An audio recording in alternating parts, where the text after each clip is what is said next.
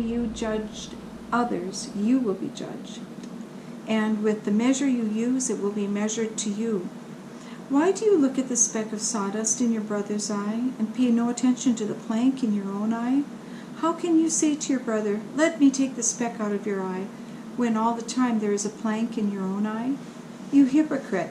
First take the plank out of your own eye, and then you will see clearly to remove the speck from your brother's eye. Do not give dogs what is sacred. Do not throw your pearls to pigs. If you do, they may trample them under their feet, and then turn and tear you to pieces. Ask, and it will be given to you. Seek, and you will find. Knock, and the door will be opened to you. For everyone who asks receives, he who seeks finds, and to him who knocks the door will be opened.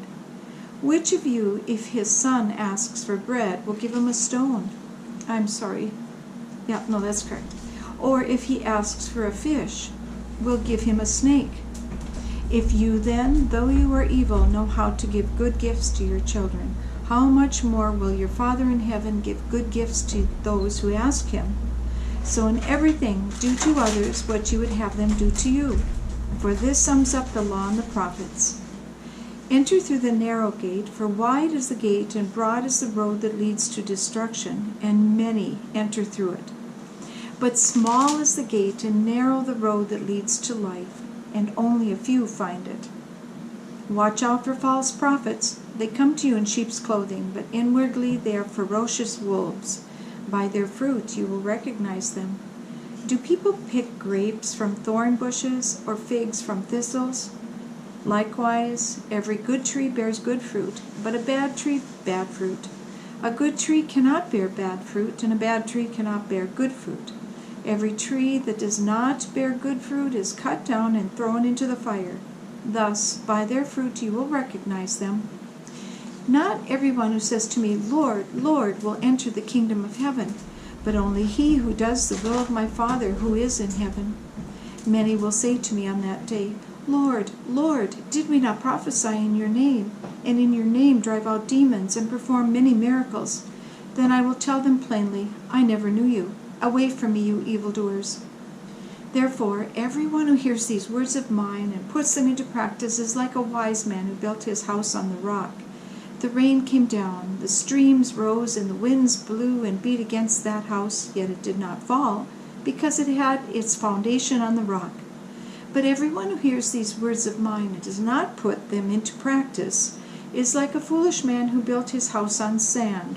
The rain came down, the streams rose, and the winds blew and beat against that house, and it fell with a great crash. When Jesus had finished saying these things, the crowds were amazed at his teaching, because he taught as one who had authority, and not as their teachers of the law. When he came down from the mountainside, large crowds followed him.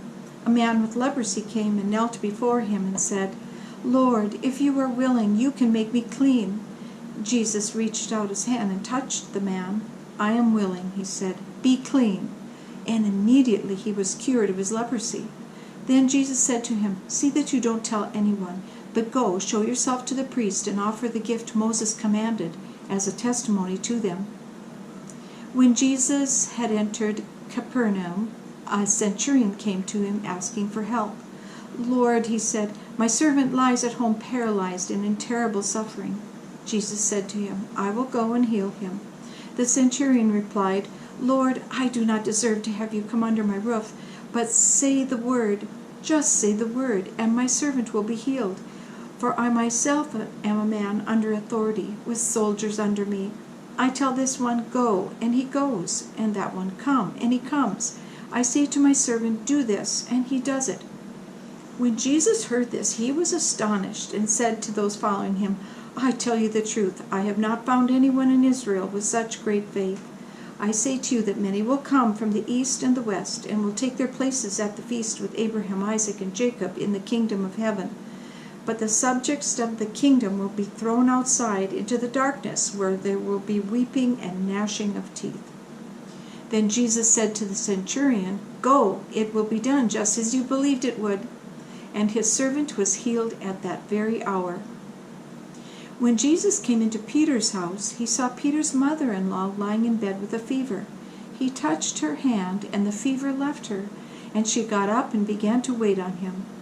When evening came, many who were demon-possessed were brought to him, and he drove out the spirits with the word and healed all the sick.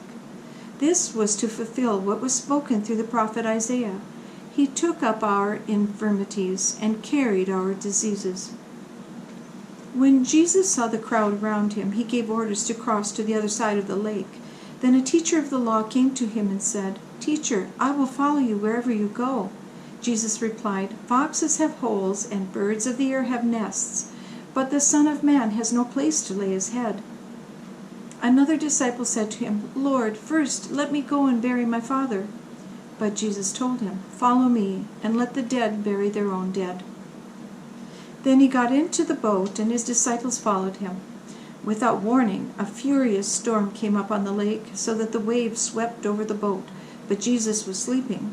The disciples went and woke him, saying, "Lord, save us, we're going to drown." He replied, "You of little faith, why are you so afraid?" Then he got up and rebuked the winds and the waves, and it was completely calm. The men were amazed and asked, "What kind of man is this? Even the winds and the waves obey him." When he arrived at the other side of the region of the Gadarenes, 2 demon-possessed men coming from tombs met him. They were so violent that no one could pass that way. "What do you want with us, Son of God?" they shouted. "Have you come here to torture us before the appointed time?" Some distance from them a large herd of pigs was feeding. The demons begged Jesus, "If you drive us out, send us into the herd of pigs." He said to them, "Go." So they came out and went into the pigs, and the whole herd rushed down the steep bank into the lake and died in the water.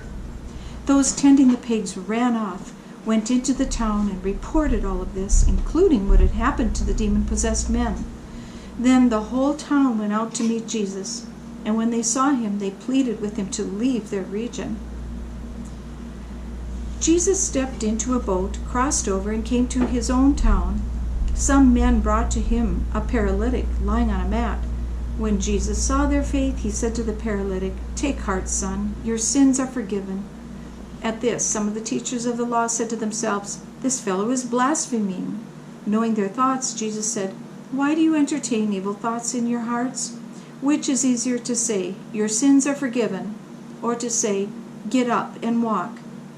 But so that you may know that the Son of Man has authority on earth to forgive sins." Then he said to the paralytic, "Get up, take up your mat, and go home." And the man got up and went home. When the crowd saw this, they were filled with awe, and they praised God, who had given such authority to men. As Jesus went on from there, he saw a man named Matthew sitting at the tax collector's booth. "Follow me," he told him, and Matthew got up and followed him.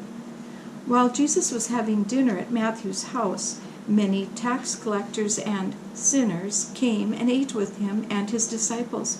When the Pharisees saw this, they asked his disciples, "Why does your teacher eat with tax collectors and sinners?" On hearing this, Jesus said, "It is not the healthy who need a doctor, but the sick. But go and learn what this means. I desire mercy, not sacrifice. For I have not come to